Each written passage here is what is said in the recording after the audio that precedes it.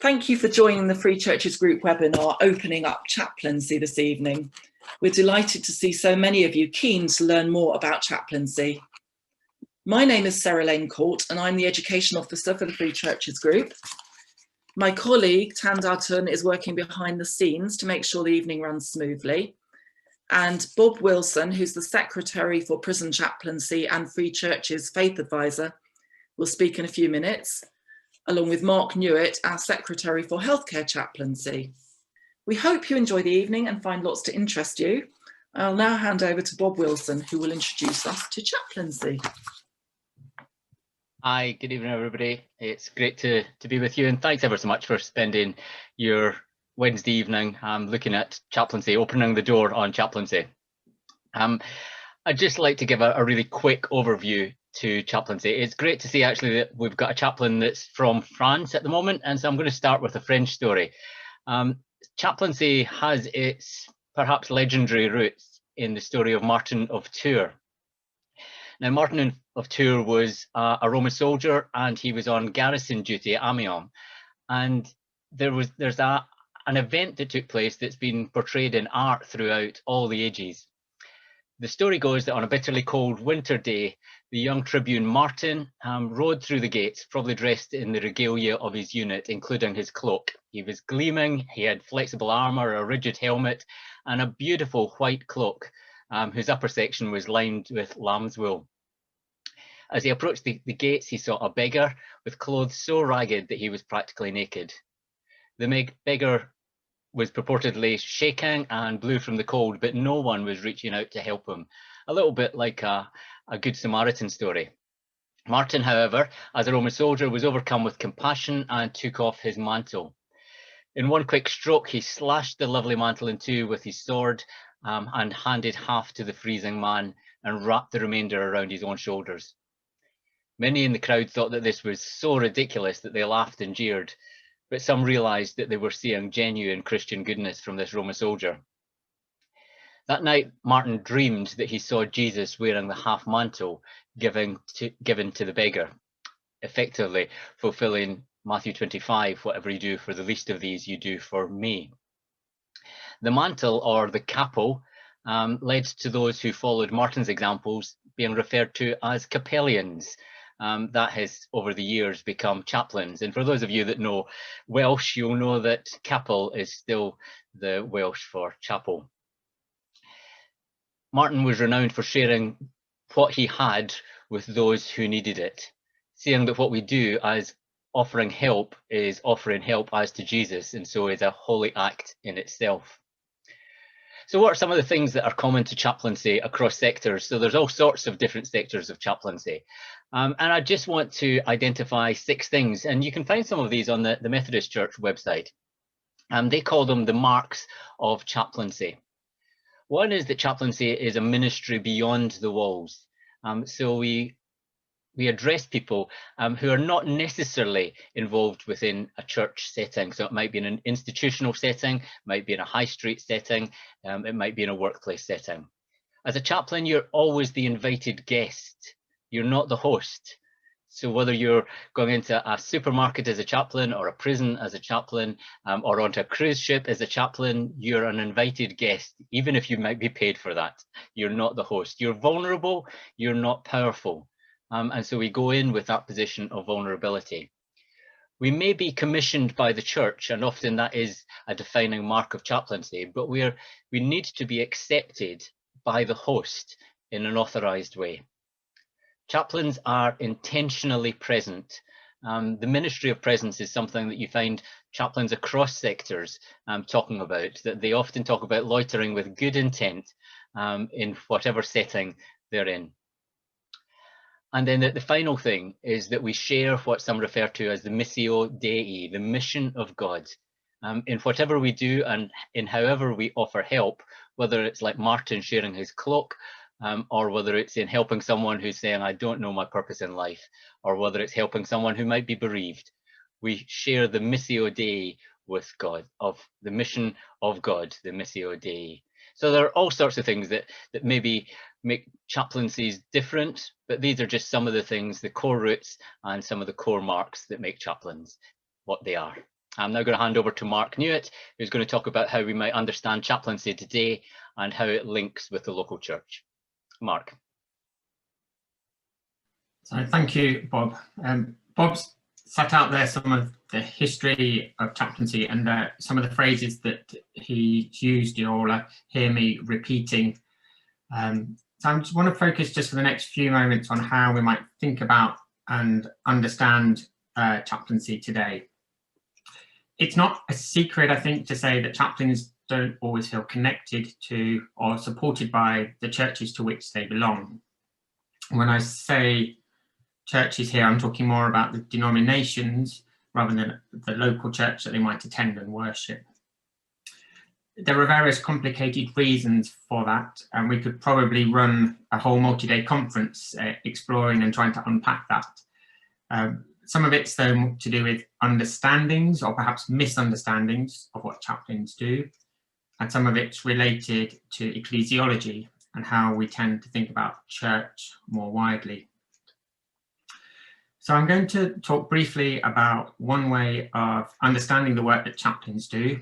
It's something that I find helpful, and I hope is helpful both to those working as chaplains and to those to the churches as denominations. And then I'm going to provide a brief sort of thought about ecclesiology. So firstly, how might we think about what it is that chaplains do? So we're going to hear from 3 chaplains in a moment about their work. So this is a more conceptual view rather than a practical, this is what you do sort of day to day on the ground. But it comes from research that I carried out looking at the work of healthcare chaplains with bereaved parents. And it's from that research that I sort of developed the metaphor of the chaplain as an embedded apologist. Writing about the difference between evangelism and apologetics, Alistair McGrath says, apologetics is about persuading people there is a door to another world, a door that they perhaps never realized existed. Evangelism is about helping people to open that door and enter the new world that lies beyond it. Many chaplains will be explicitly prohibited by their codes of conduct from proselytizing. And that's something that perhaps is sometimes used to characterize chaplains as uninterested in mission or evangelism. And yet, by our very presence, chaplains represent something of the transcendent, represent something of God, of there being another dimension, something more to life. I suspect that almost any chaplain that you speak to will have a story of someone saying, well, I'm not really that religious, or I don't really do God. And then the next however long is spent effectively talking about matters of faith. Although chaplains may not undertake apologetics in a classically understood way of defending Christianity, chaplains are often in a position to gently challenge the misunderstandings and the misconceptions that people have. The result is often that where there might have been some indifference or even hostility towards God or religion, that attitude is softened and a seed is sown. And then thinking about ecclesiology and how chaplaincy and the church might be related. So this is a point that draws upon Victoria Slater's work in her book, Chaplaincy and the Mission of the Church, and that's certainly worth something reading if you haven't and if you're interested in exploring and understanding chaplaincy. Chaplaincy can often be seen as being on the edges of church life. The priority in terms of support and funding being given to ministry that occurs within the local church. The ecclesiology that underpins that is of the church as a geographically located and gathered community. In this model, because chaplaincy takes place out there beyond the walls, to use the phrase that Bob's mentioned, it's away from the building and the community. It's seen as being separate from the church and therefore on the margins. Against that gathered and sort of located ecclesiology, Victoria Slater suggests an alternative understanding which draws upon the notion of the missio Dei, again, a phrase that Bob used, which sees the vocation of the church in participating in the mission of God's love towards people. Rather than being gathered, this is a much more dispersed ecclesiology and understanding of church. In this understanding, chaplaincy and any other ministry that's located in society, in those places beyond the walls of a church building, are much more easily seen as being central or as equal partners to those who are working in the local church context. And I think that sort of understanding in ecclesiology helps remove sometimes the dualism that sees chaplaincy as separate from the church. So there's the church and there's chaplaincy, as opposed to us all being involved in that missio Dei, in the mission of God's work.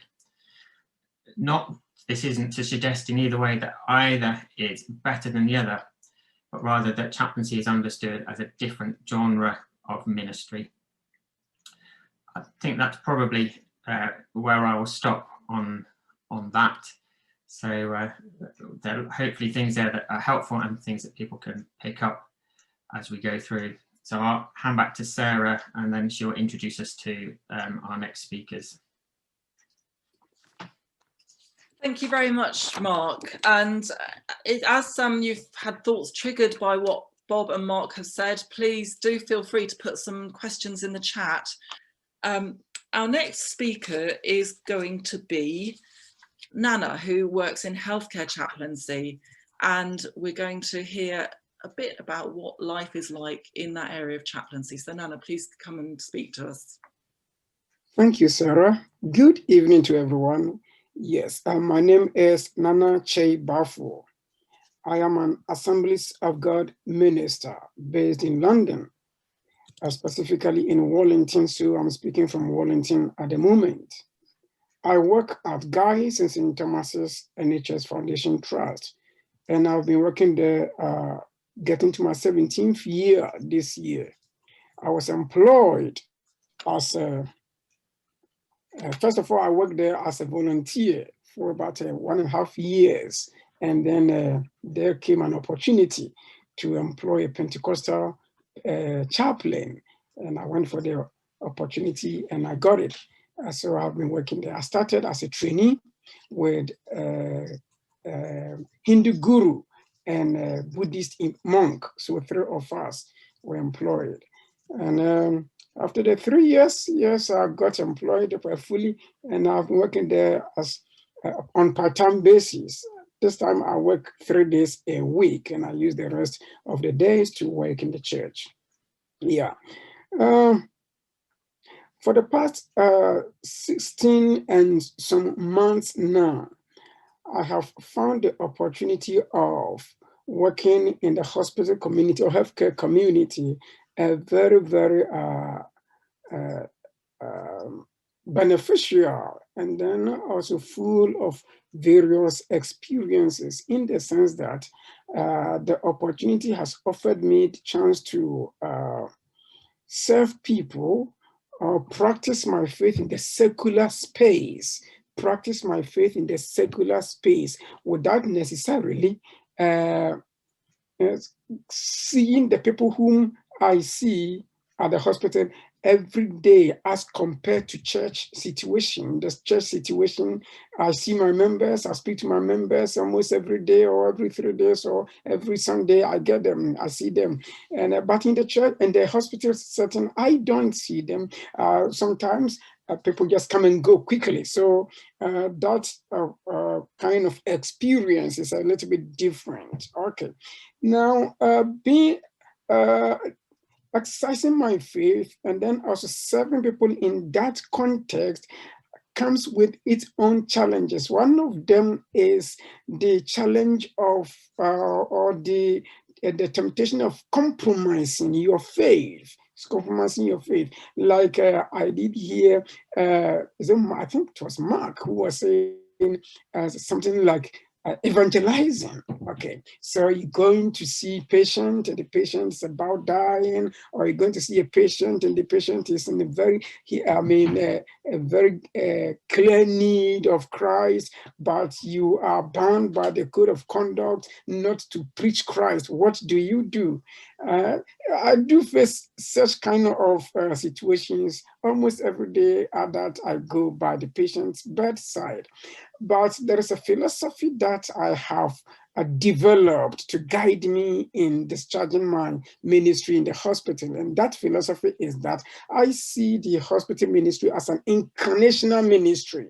Incarnational ministry. And in this, I mean that I don't have to preach the word of God to say, Jesus loves you, come and accept Jesus and you'll be saved. No, incarnational ministry means that I am an embodiment of the love of Christ. I am an embodiment of the compassion of Christ. I am an embodiment of Christ caring. So I allow such to emanate from my looks, from my smiles, from my pastoral care, the religious and the spiritual care, which I deliver to the patients. And by doing so, by the grace of God, I have been able to discharge my ministry with results, to the extent that there have been various situations whereby when people even refused to take, to accept certain kind of treatment, after I have spoken with them, they will accept.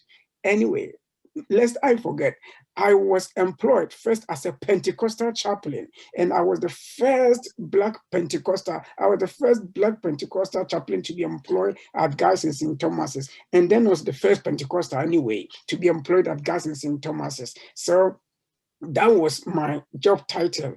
First as a Pentecostal chaplain and then generic chaplain. And I have been doing that over the years.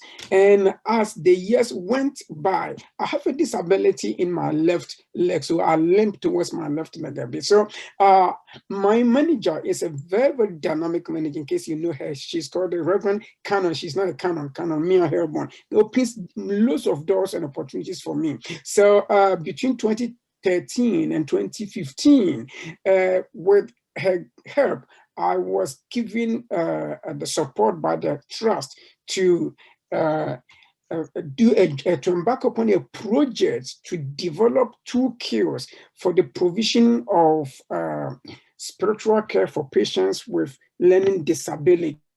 So I developed that for patients, for delivering spiritual care for patients with learning disabilities. And then I became a spirituality and disability advisor on the disability issues for the trust. And then from 2017 up to now and ongoing, we have started a postgraduate certificate in healthcare chaplaincy, which is accredited by the London South Bank University. And I am the director for that particular postgraduate program. And very soon we are going to move on to master's program, which is going to be a work-based learning master's program, which we are planning to start, if not this year, somewhere next year. I am going to drop my email in the box so that in case anybody would like to contact me further for this, you may kindly contact me. I have only just 5 minutes and I'm just rounding up, and from here I'm attending another meeting, so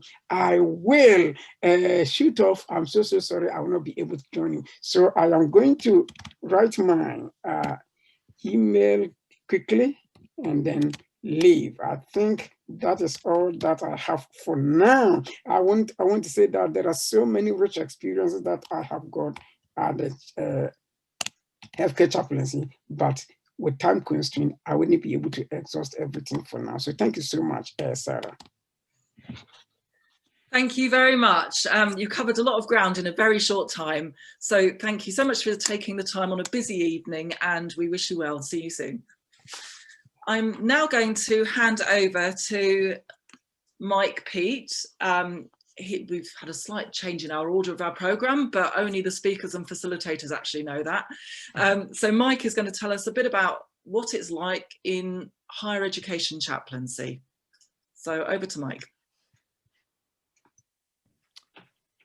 Okay, thank you, Sarah. So as Sarah said, my name is Mike. I am a Baptist minister, but I'm Free Church chaplain at the moment, serving in the University of Bristol. I'm just going to share my screen. I will only be a few minutes, but I've got a few images to show if I can.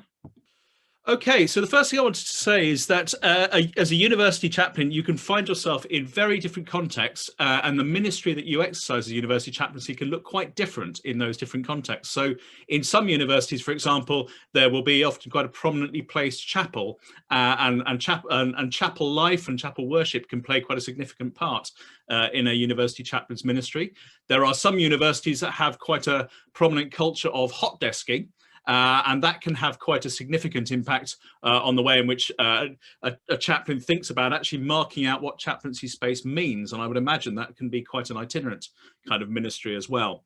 And then there are chaplains a little bit more like the experience that I have, where we are provided at the University of Bristol with a number of rooms and a chaplaincy centre out of which we can operate. So I say that first of all just to indicate that as university chaplains have to be very responsive to the kind of context and culture of the university that they're in, and the shape of your ministry can be quite different because of that, and that's something that it's worth teasing out if you are looking at a particular university.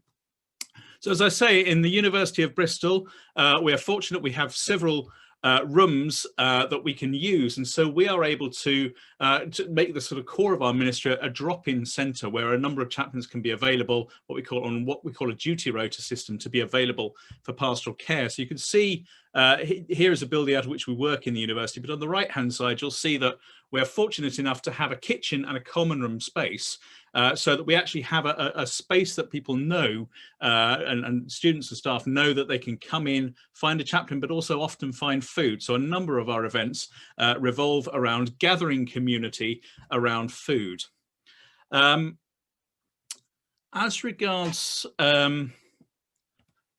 pastoral care, as a university chaplain, some of the pastoral care you're able to offer can kind of operate at an institutional level, and particularly where you're able to work with another department. So at the University of Bristol, we have, for example, we are one of the universities that have a medical school, and not only that, but the medical school we have is distinctive in being one of the relatively few now that actually use the bodies of real people for learning and research purposes. So one of the ways in which we've been able to collaborate as chaplains is to work in partnership with the anatomy school to arrange regular annual Thanksgiving services for those who have donated their bodies to be used in this way in the university. So that's an example, and you'll find different examples in different universities of just seeing where something a department does within the university allows an opportunity for bridging and engagement and collaboration with chaplaincy. Through the chaplaincy centre we have opportunities for one-to-one chaplaincy care as well as community building, because we always have a chaplain present in the building whenever it's open on a daily basis. We will often have staff or students drop in and asked to speak to a chaplain. And in my experience, I think it's been about 7 years I've been at Bristol University now, sometimes you will have that opportunity to engage pastorally and in a conversation that's pastorally supportive, because the person you are speaking to has got to know you. Perhaps it's a sort of relationships built up organically, and they've reached a point where they actually want to talk about something quite significant and personal. So sometimes it's because a relationship is built, but actually there have been a number of occasions where the pastoral opportunity has arisen precisely because you don't know the person, because somebody has come in and said, I want to speak to a chaplain about something, and you go around the back, you find a private space, you have this conversation, and actually on a number of occasions students in particular have said to me, I feel like I can talk to you about this because you're not in my department, you're not one of my friends, I'll never see you in a hall of residence, I can kind of park this here and then go back to my life in the university. So we rightly talk about a ministry of visible presence, but I would also want to say that there's something in university chaplaincy I've found that, if not an invisible presence, at least a kind of periodic presence of ministry, where actually you're there, you're present, but you're a little apart from the daily life of a lot of students. And it's precisely because of that that sometimes you can be a resource. And some of that pastoral care will be around mental health needs. Sometimes it will be around anxiety, particularly, is a common feature. Sometimes it encompasses those broader questions, not just sort of faith needs, although those certainly arrive, but broader questions about meaning and purpose. So, what am I doing? Where am I going? And sometimes we've found that other wellbeing services have directed students to us because these kinds of existential questions, if you like, don't quite fit anywhere else. So you need to be prepared to sort of engage with that kind of conversation as you hear it coming to you. But often it's that kind of conversation that will arise. Another key element of university chaplaincy, we are a multi-faith chaplaincy, as a number of university chaplaincies are.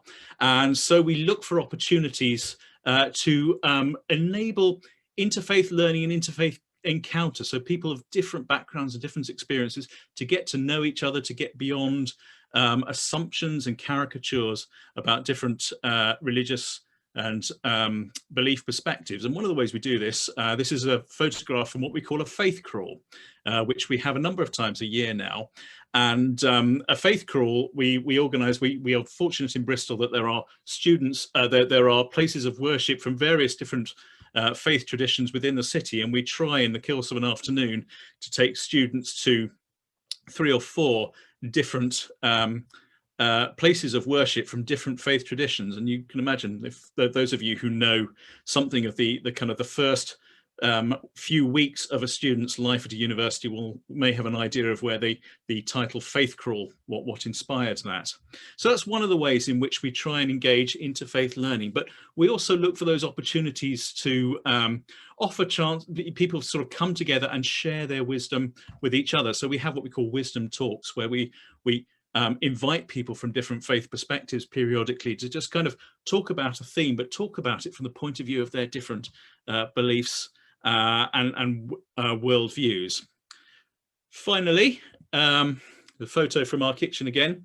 Another key thing I think I would want to tell you as you're thinking about chaplaincy, if you're thinking about university chaplaincy, is that like a lot of pastoral ministry, there are some things that we can do for the staff and students who come to us, but primarily what we really want to do is facilitate and support them in taking their own initiatives and finding their own direction. So here in the chaplaincy, we have a group of students who have organised their own fair trade cafe, and the ministry that we could offer to them was to enable that to flourish and to support them in any way we could, but allow them to run with that initiative.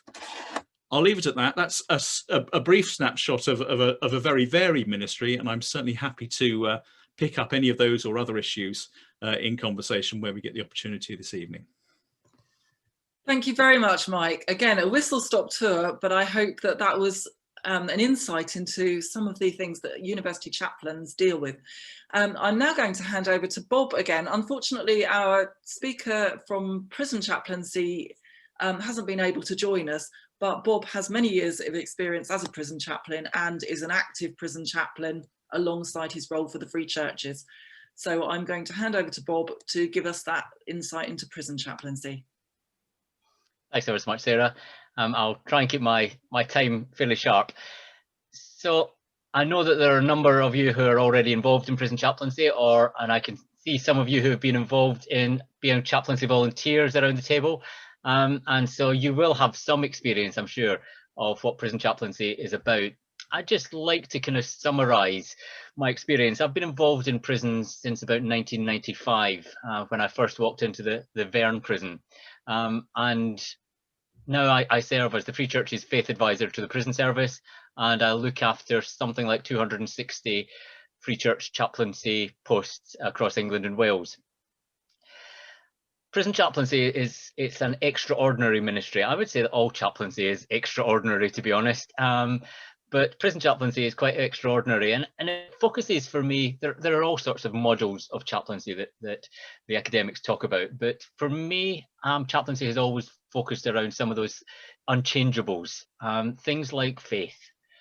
So prisons expect us to do things of faith, and under the 1952 Prisons Act, it's essential that every prison has got a governor, a head of healthcare, and a prison chaplain, and that's required because when someone is incarcerated, they need to still, under human rights, exercise their faith in some way. So chaplains do work that enables and equips people to exercise their faith.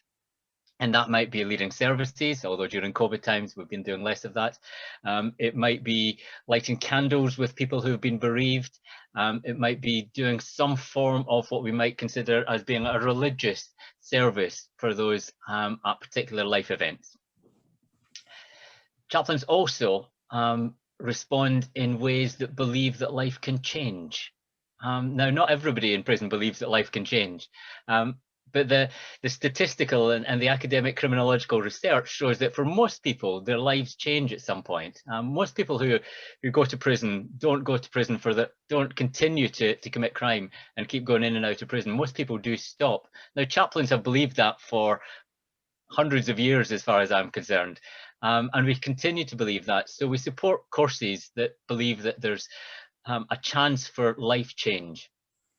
And so that might be courses that talk about victim awareness and restorative justice. It might be courses that talk about resettlement. It might be encouraging churches and faith communities to welcome people as they come out of prison. It might be encouraging organisations, other charities, such as Prison Fellowship and Spurgeon's and what have you, to work with volunteers to work on family issues, on supporting chaplaincy, those sorts of things. We believe, we have hope that life can change. And all across the prison, whether we're working with prisoners or with members of staff, we believe that life can change. And we have that message time and time again. We also offer unconditional care and concern for everybody that we work with. Everybody that lives and works within a prison can rely on the unconditional care and concern of a chaplain. You know, you could call these three things faith, hope, and love, couldn't you? And I could preach a sermon from 1 Corinthians 13. But the greatest of these is love. And it's unconditional care and concern that we offer. So when someone comes to us who has done something that may be awful, and it may genuinely be awful, we still love them. If they come to us in tears because they suddenly have experienced guilt for what they've done, then we still love them. If they come to us and they seem as if they don't care about what they've done, we still love them. If they come to us as the most butch, burly prison officer that you've ever seen in your life, and they swear at us and they tell us they're going to put a dead horse head on our desk, this has happened, then we still love them, because that's what chaplains do. That's what prison chaplains do. I love my job. You might be able to tell that. We offer faith, we offer hope, and we offer love. Thank you, Sarah. Thank you very much, Bob, and especially for stepping in at such short notice and resisting the urge to preach a sermon, which I know is a hard one to resist. We're now going to slightly change our focus and invite Gary Hopkins, whose title I believe is Ministry Development Officer for the Connectional Team at the Methodist Church. I'm very pleased that you could join us this evening. Gary's going to tell us a little bit about the links between chaplaincy and church communities. So over to Gary. Thank you, Sarah. Good to be with you. Yes, Ministry Development Officer with several hats, but one of the areas I support is chaplaincy. And it's a connectional role. And for those of you that aren't used to Methodist jargon, connectional is about being connected across the whole of the church. And my role is about equipping the whole church. I thought I'd start with this quote because it's one of the quotes that's come to me when I asked chaplains to tell me about their work. And the chaplain said, "It's a privilege to be a chaplain. It offers a perfect opportunity to answer Christ's imperative to love our neighbour, whoever they may be." Whoever and wherever. I've put here the gathered church, and forgive me for those of you that might think it's clumsy language, but I wanted to emphasise the point that when we talk about church and chaplains being outside the church, we talk about them being outside particular models of church. But for us as Methodists, our chaplains are key parts of the church. They are part of the church and they are a part of the church's ministry for the sake of the world.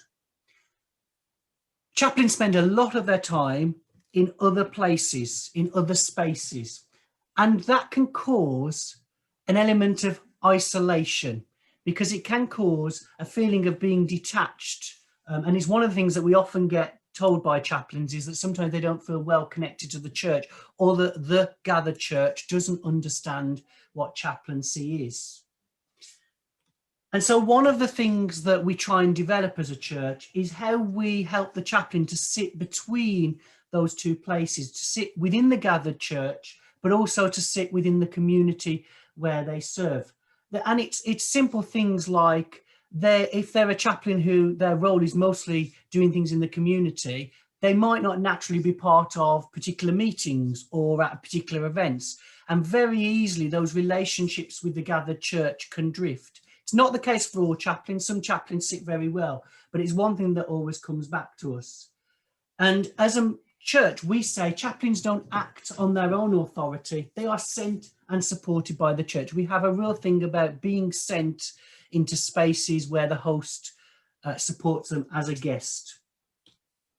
And so for me, if you're looking to support chaplains in feeling still part of the church, it's about the intentional opportunities that we have. So it might be things like praying for chaplains or with chaplains. It might be making sure there are opportunities for chaplains and the gathered church to meet. Commissioning services. Not all chaplains are commissioned, but it's a really good way of supporting a chaplaincy ministry by making sure the gathered church recognises their ministry in other places. Inviting chaplains to talk about their ministry and the communities within which they work. Supporting them by making sure their development's funded and not forgetting them when there's training opportunities. And make sure they're kept in the loop about what's going on in church life and seeing how they are. But there's also an element, and I've seen in the questions already, some people have asked this, about chaplains being connected with other chaplains. And it varies from chaplaincy sector to sector about how well that is. There are many cases where we have local organisations that are ecumenical, and there are a group of chaplains that work together in a particular sector and they support one another. Rural chaplaincy is one. We have some significant agricultural chaplaincy projects where there are whole teams of chaplains, and it's very easy for them to get support from one another. But there are other opportunities as well. There are UK-wide organisations, regional forums, prayer opportunities, Facebook groups. All of these ways are ways of connecting chaplains. And so as a church, this is some of the stuff that we offer to chaplains. So we've started a weekly Take Time for Chaplains, which is a space for chaplains and a devotional space online. We have a quarterly online gathering of chaplains and regular tea, coffee and online chats for different sectors. And what's been really key for us as a church is not to duplicate where things are already happening. So for example, with some of them, the Free Churches group offer already very good opportunities for that. So what I did was drop along into some of those and meet chaplains so that it became joint work. There's no point duplicating. It's looking for where is the need. So when we were developing our own spaces, it was about where are the gaps in chaplaincy, which chaplaincy sectors don't have the opportunities to meet other chaplains. And the one big thing that we've done is update the website. People are much more inclined towards going and researching things themselves and finding out than turning up and asking. And so you'll find that our website's had an overhaul and has lots of information, and much of it provided by people like Bob from Free Churches, and lots there to signpost people.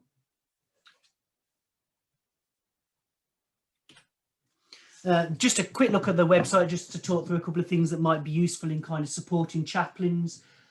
Signpost for chaplaincy, we're trying to keep everything there in that section about what's going on to signpost people to it and keep it regularly updated.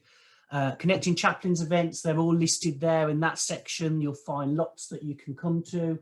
And then lots of resources about learning and development. All there. And what the key for me to say is, yes, we come from a Methodist perspective, but actually our approach is very much about supporting anyone involved in chaplaincy. And we go as wide as possible with that. So whether you're voluntary or whether you're paid, whether you're lay or ordained Methodist or not, these spaces are important so chaplains can support one another.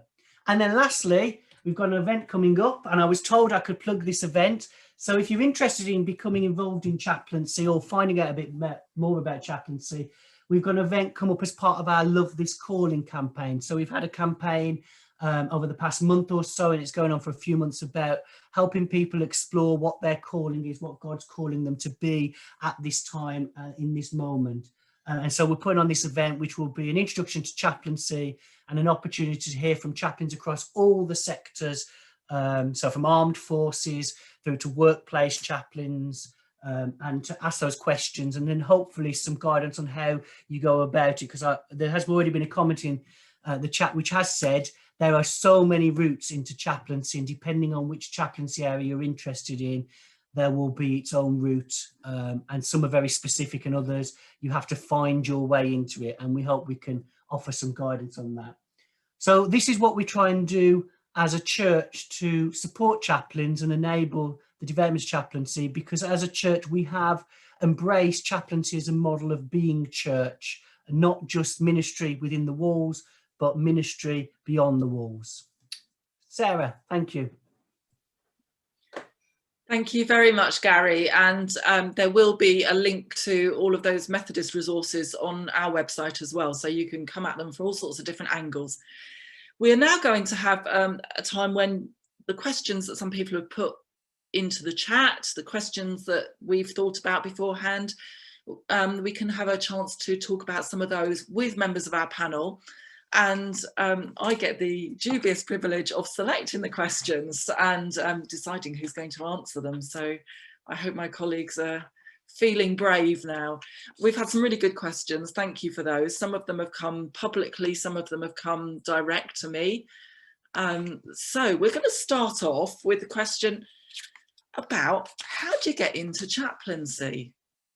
Would anyone like to tackle that one? How about Mike? Would you like to tackle the question of how do you get into chaplaincy? Certainly. Well, I was fortunate in a number of respects. I mean, the short answer is keep a close eye on denominational newspapers or equivalent and look at the job sections, because chaplaincy is typically advertised there. So you can see chaplaincy opportunities arise there. At around the time I was thinking that chaplaincy might be my calling after 6 years of church-based local ministry, I started looking around. There was at the time a course, a kind of induction into the experience of chaplains across various sectors that was run in relation with Bolton University, so I signed up to do that.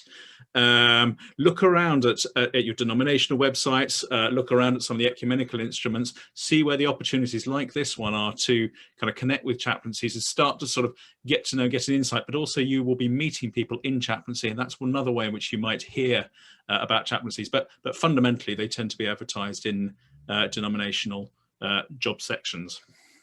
Has anyone else got anything to add to that, or any? Yeah, so I'll add that for NHS and healthcare chaplaincy, they tend to be less advertised in denominational places, but on associated websites. So, and there's NHS Jobs, and then there's the Hospice UK, are the places where those jobs will be advertised. I guess the other thing I would say, which is sort of an extension a bit to what Mike was saying, is about a route into chaplaincy to get experience. So lots of hospitals will have volunteers, and that's a great way to start. I imagine there's the same in other sectors, that you'll be able to work alongside paid chaplains and get experience, and that helps you both have that sense of, is this for me?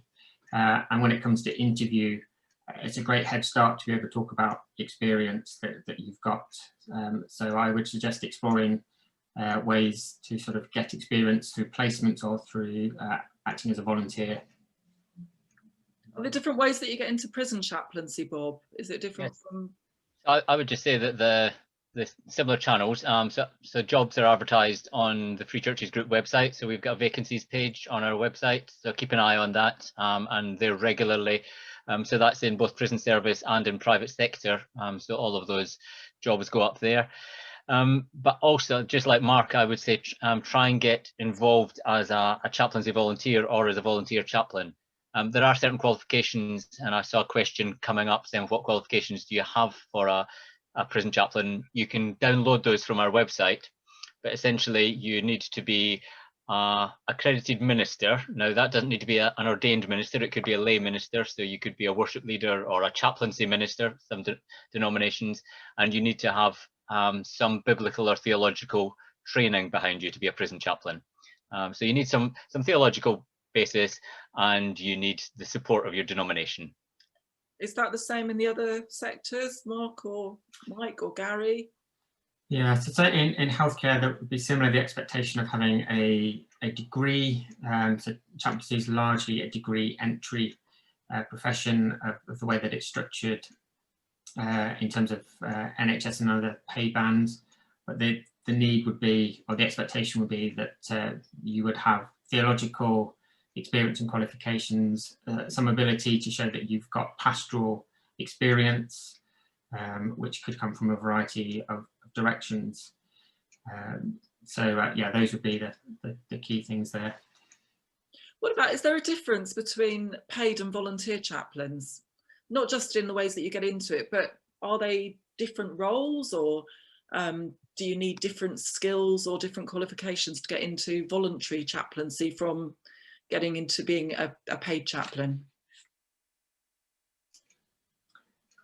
From an NHS perspective, we would talk about chaplains who are employed, or honorary chaplains who have a contract, and then there will be people who work as volunteers within a chaplaincy department, and that's partly because of the way that the NHS understands volunteers, and not wanting to end up having chaplains replaced with people who are not paid, so representing the work. So I would say there's a different expectation in terms of the level of work at some level, so that obviously if you are paid, you are contracted, you have to turn up, you have to do the work. As a volunteer, obviously you're coming in on your own terms much more. In terms of the expectations of what someone would bring to the role, then I think it's similar. You would look for people to have pastoral experience, to have some theological understanding. To be a volunteer in a healthcare setting, we wouldn't be looking for you to have a degree as such, but we would still be looking for you to have those things. I guess and it's perhaps the same in other contexts, that you wouldn't then expect a volunteer to go into such complex situations because they haven't got the same level of training. But you may have someone who is an honorary chaplain who therefore has a contract and would have the same expected level of training, who may then go into those sort of more complex situations. Someone's just pointed out in the chat that there is a distinction between being a volunteer chaplain and a chaplaincy volunteer. So I don't know whether any one of you would like, I think... That's particularly pertinent in prison service. So chaplaincy volunteers can do all sorts of things, from administrative tasks right through to helping chaplains to lead services. A volunteer chaplain will be somebody who's got some form of theological training behind them, but they won't necessarily be in a paid role, and so they should be adding value to the chaplaincy team. And they'll still be a minister of some sort, a lay minister or an ordained minister. I noticed again someone was asking about, is it true that you need to be an ordained minister? No, you don't need to be an ordained minister. You can be a lay chaplain in the prison service quite easily. So that's, but you do still need to be recognised by your denomination as being a minister of some sort, and then to be a paid chaplain, you've got to be from one of the eligible denominations in the prison service as well. So. I've got a juicy question for Gary in a moment, but I'm just going to ask Mike if it looks a bit different in higher education. I think a lot of that resonates with my experience of higher education. I think what I would say, the distinction is helpful. And I think in my experience, in our setting, chaplaincy volunteers will often use for particular kinds of projects, often community building projects. And they will often be informal. They'll often, for example, a soup lunch or something, you'll be asking somebody to serve food. But obviously we are looking for somebody who doesn't just serve food, but actually kind of is capable of handling that first contact. And so you are looking for people with a pastoral or whatever. a volunteer chaplain, we would be looking, we would certainly have an interview process. We'd be looking for somebody who was not only in good standing with their denomination or faith tradition, but actually commended by them as well. So we'd be looking for that sort of broader sense of this person is being sort of recognised and regarded and sent into this role on behalf of the wider church. Just another piece of advice I think is useful if you're looking at volunteering. Ask to see things like memorandums of understanding, or in a university setting, a statement of multi-faith working, because they will give you a good sense of the ethos of the context you're going into. Thanks. I think that's all really helpful. There might be things that people would want to explore further in their breakout groups. Most of the breakout groups will have a facilitator who comes from the context that you're interested in. Now, Gary, I think you might be able to give us some insights on this question. It's about a broader understanding of chaplaincy. Somebody has asked, how do you get into chaplaincy where it doesn't currently exist? So basically, how can you establish chaplaincy, perhaps in your own community, perhaps in a shopping centre? I think that's the sort of thing that the Methodist Church is particularly interested in at the moment, isn't it? Yeah, I want to know how to put a chaplaincy on a cruise ship. Oh, yeah.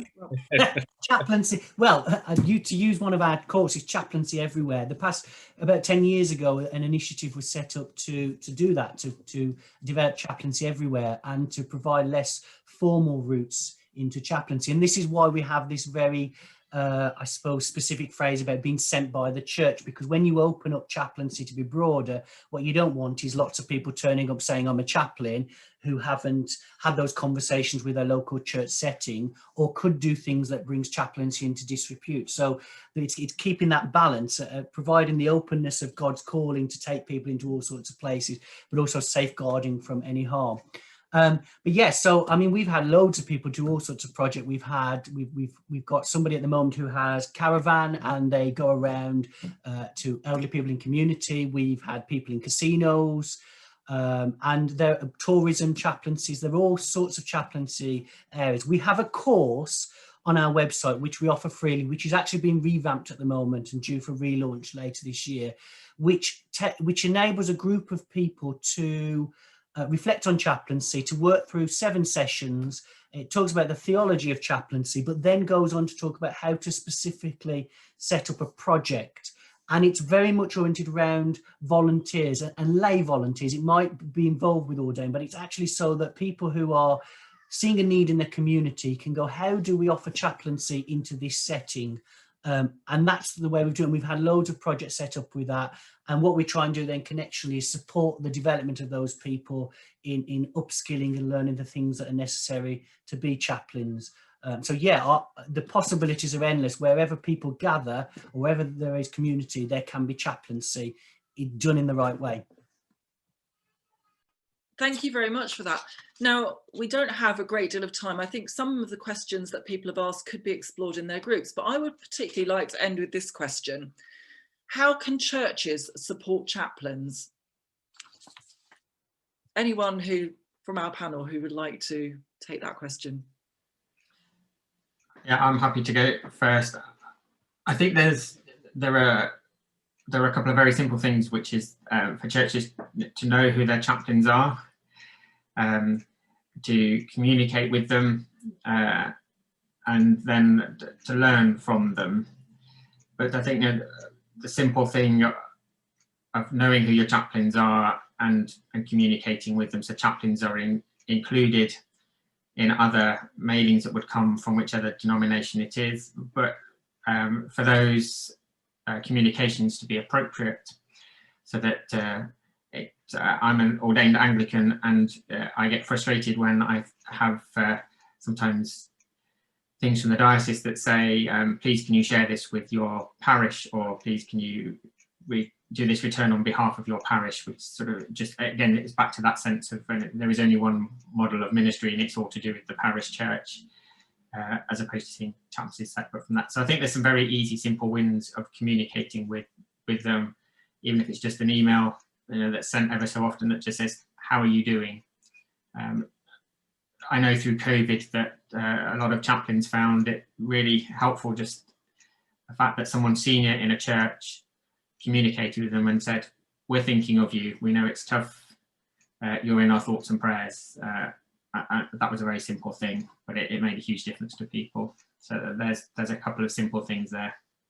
Is there something that local churches can do? I know chaplains have said to me sometimes that their local churches think they're supporting them by asking them to go and preach on a Sunday, which perhaps isn't the best way when they've had a hard week elsewhere.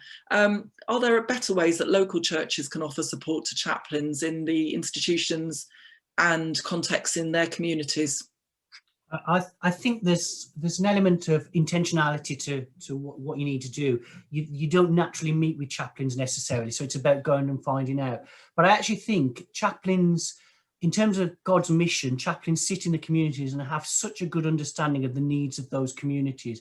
And as a church, if you can communicate with the chaplain and find out what are the real needs for this community, you can then find the practical ways of helping that chaplain in that place. And sometimes it comes down to, oh, I know a lot of chaplains who, their church get involved with food banks because they become the contact into the community that finds out the people that are in need. And actually the church goes, we want to help those people. And so it's that conversation, and it's about making those conversations happen, having the time with the chaplain to say, well, what can we do as a church to help those people? What can we do to be part of God's mission and support the ministry here?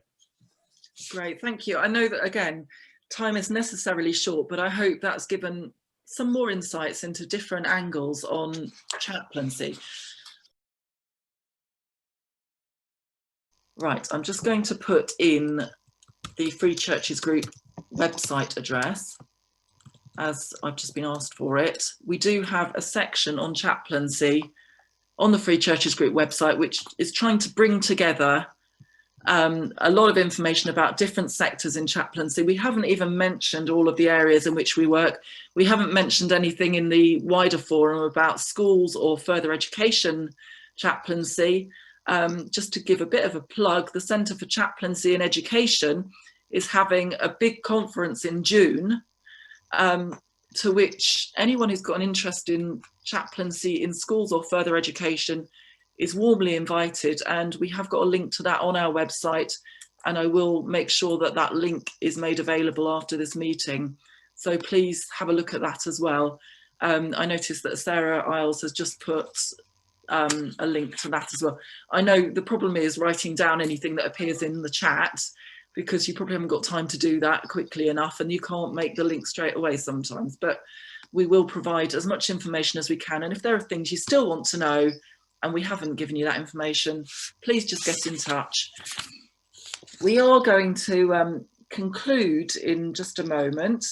As I've said, we have got information on our website, which will link to websites of other organisations as well, including the wealth of material on the Methodist website and the Centre for Chaplaincy in Education for anyone who's interested in schools and further education. There's an awful lot there as well, and regular events.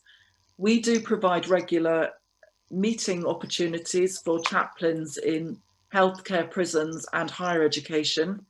And again, you can find that information on our website. I hope it's been a useful evening. I'm very much aware that we have really given a whistle-stop tour about all sorts of different things connected with chaplaincy, insights into what it's like to be a chaplain. We hope it's been useful. There's something else I'd like to mention, which is connected with some of the work on chaplaincy.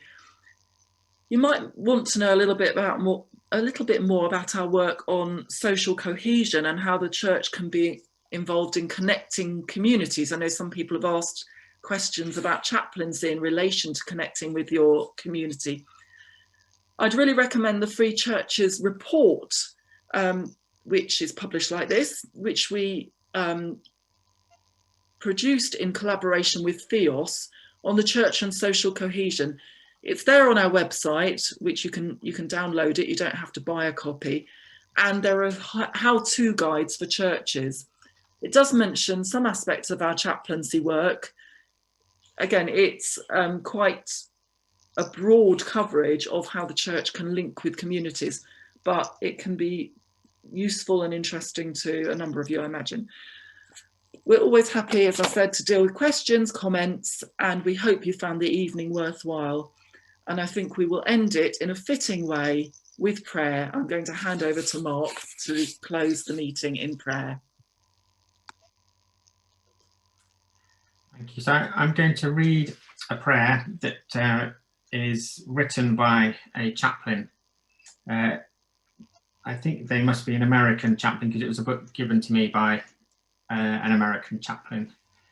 But it speaks to me, and I think it speaks across the context that chaplains work. Lord, I am a chaplain. It is a work of my heart. I have been probed and challenged and stretched, and still somehow the faith remains.